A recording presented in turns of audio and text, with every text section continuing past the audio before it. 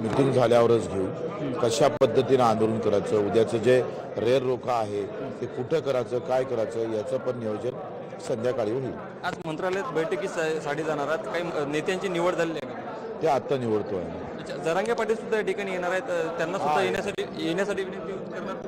हां हां आले सोबतच चालतील म्हणजे. हां नक्कीच आपण पाहू शकतो की होते बच्चू कडू आंदोलनाचं स्थळ बदललं आहे का मंगल कार्यालयामध्ये ते पाऊस सुरू असल्यामुळे आंदोलन शिफ्ट करण्यात आलं आहे.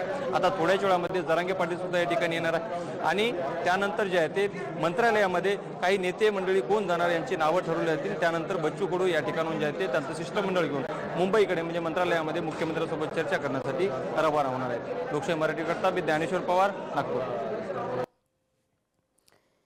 बच्चू कडूंनी आंदोलनासंदर्भात भूमिका स्पष्ट केलेली आहे.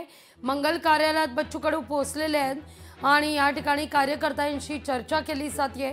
मुख्यमंत्र्यांच्या चर्चेत काय तोडगा निघतो याकडे सगळ्यांचंच लक्ष आहे. बच्चू कडू आणि मुख्यमंत्र्यांशी संध्याकाळी 7 वाजता चर्चा होईल.